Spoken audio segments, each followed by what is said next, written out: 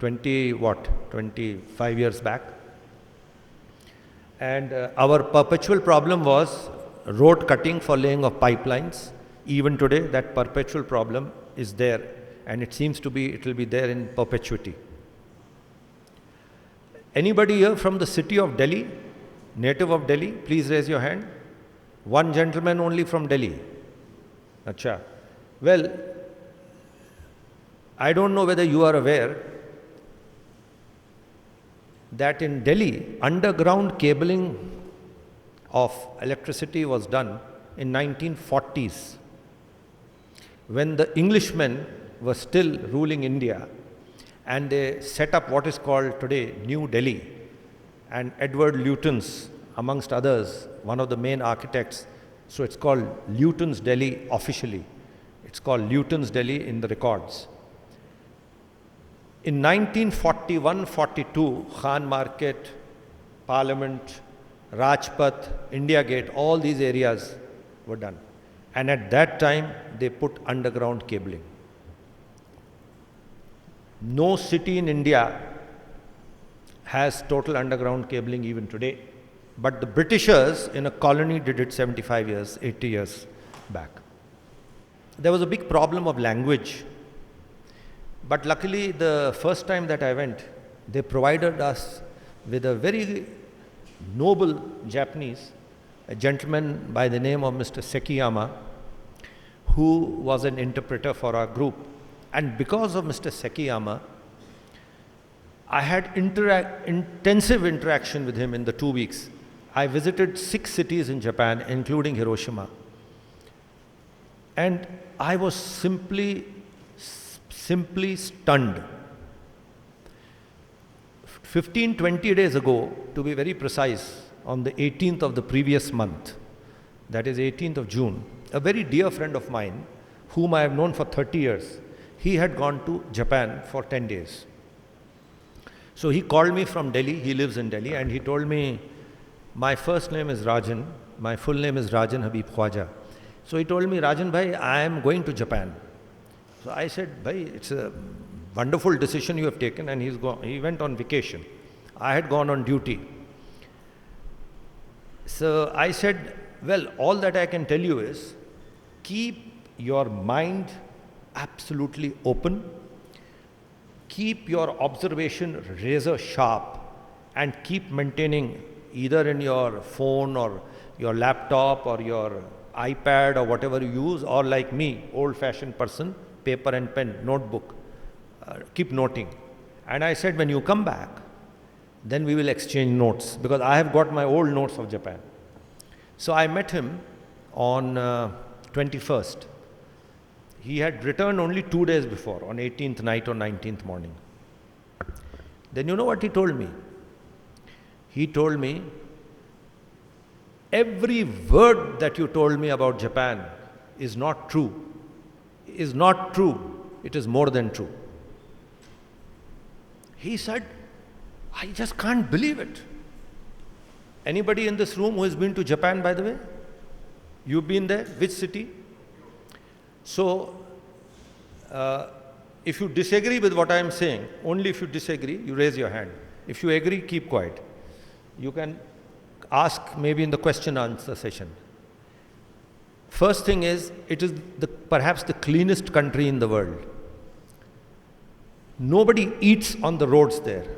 Therefore, nobody litters. Chewing gum, popcorns, kurkure, uncle chips. People don't eat on the roads.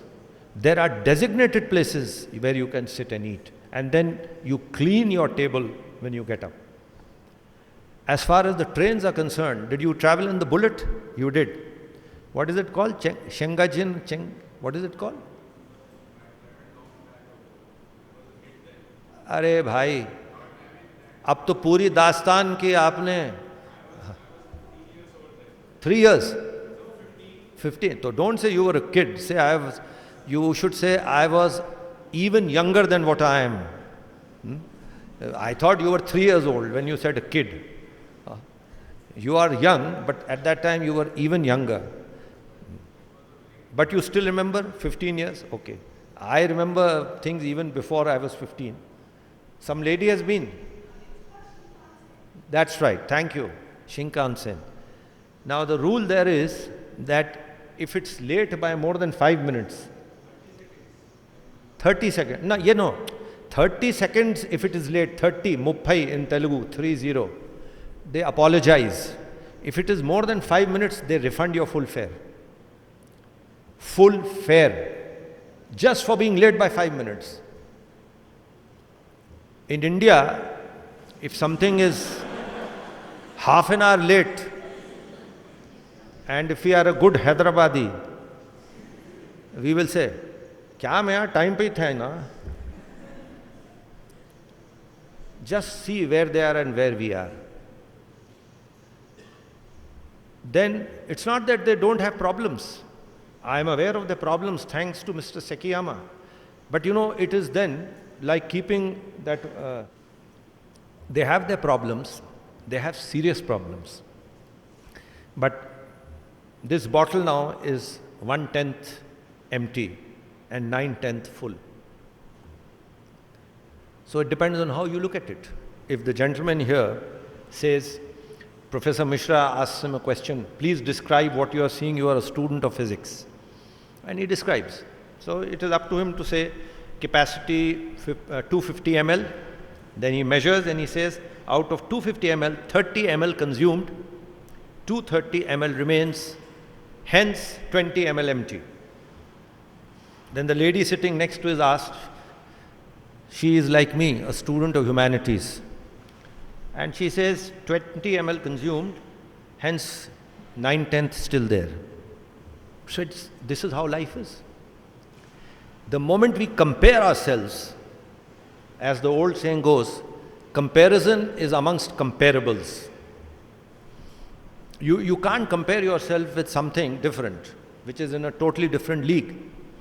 As Indians, we can compare ourselves with either very populous countries like China or with countries which have been colonized and got liberated or got independence around the same time as us and have complex societies like Indonesia. But we can't compare ourselves with let us say, Singapore, which is a city-state. But we can draw lessons from Singapore. When I was talking of Bhutan to somebody, he precisely said this thing to me. He said, Khwaja Sahab, आप क्या compare कर रहे हैं? भूटान की आबादी क्या है? मैंने कहा 7.5-8 लाख के बीच में. फिर हम विशाल देश हैं, हम 130 करोड़ हैं. I said, okay. How many people in this room from Kerala? Please raise your hands. 1, 2, 3, 4, 5. Okay. I'll talk about an example from Kerala. My Malayali friends should be happy to know that I have been to Kerala 26 times so far. And I have done extensive trekking in Kerala, and I am a big admirer of Kerala and the people of Kerala. And I'll give you 2 examples. Anybody in this room knows, according to the 2011 census, what is the density of population of our country? Please raise your hand. Density of population, national average, 2011 census. I have Indian figures, so if you give a wrong figure, I can correct you. This is the latest, 2013. So, tell me, nobody knows? Okay, this is the Government of India publication, by the way, NSO, National Statistical Organization. I was going to give you a slightly wrong figure. I'm glad I looked at it. I was going to say it is 354. 354. No, it's 382. 382. That's our average. And just to give you 3 decades comparison, which is given here. 1991, our density of population per square kilometer was 267. 10 years later, 325. 10 years later, 382. This is despite the fact that our decadal fertility is declining and the 2-child norm is becoming more acceptable. Now, this booklet doesn't have the state figures. This is at the national level. But I remember my figures fairly well. Please Excuse me if I give you 5 or 10 wrong arithmetically on the plus or minus, but it will not be more than 5, 10. Please don't check in your mobiles now, but later you can see whether Mr. Khwaja was accurate or how inaccurate. The density of population, how many people are here from Bihar or Jharkhand? 2. And I had my initial education in Hyderabad and Delhi. And I had never visited Kerala in 1977 January. That's the first time. 1977 January. I'm sorry to say, but the hygiene levels, the civic behavior of my state of Uttar Pradesh is appalling, horrible, terrible. Any word? Abominable. When I went to Kerala, I got a pleasant shock. I said, my God, how clean. Not just green, that is nature, but I'm talking human pollution here. Then I fell in love with Kerala, love at first sight, and 25 times subsequently I've been there. I last went in October 2014. I was telling a gentleman from UP, this is vis-a-vis India being compared with Bhutan, please remember. I said, do you know what is the density of population in Kerala per square kilometer? Especially 10 kilometers from the sea coast to the hinterland. Any of our friends from Kerala, can you tell me the total geographical area of Kerala? Please give me the figure, total geographical area of Kerala. None. It's roughly 38,634, roughly, plus minus, as I said, 5, 10 here and there. Can you tell me what is the density of population per square kilometer of Kerala? Bharat average is 382. Malayali friends, as we say in Telugu, Chappandi, kahiye. None of you knows. Very bad, you should know. Home state, at least you should know basic facts. It's about 1,000 human beings per square kilometer. The total coastline of Kerala is, if I'm not wrong, 460 odd square kilometers in length. Well, now it's about 1,000, but the state average is close to 790. But in the coastal belt, from the Arabian Sea, 10 kilometers into the hinterland, it is 1,000. How do I know this? Well, one of my assignments in the Ministry of Environment and Forests was, I used to look after coastal regulation zone. So that's how I know this. And this is my memory of 98, 99. So, I told my UP friends, if I go by your logic that UP is dirty because it is overpopulated, I said, do you know what is the density of population in UP? It's, I think, about 150 above the national average. So, should be around 500, 510 or something. Then I said, how can Kerala be cleaner with 1,000 persons? Same Bhutan, India. It's not a question of size. It's a question of quality. You don't go by quantity and numbers, you go by quality.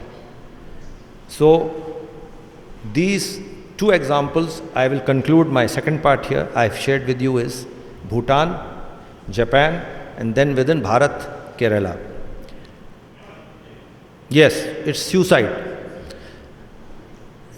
अपनी जान ले लेना, खुदकुशी, harakiri. In the Second World War,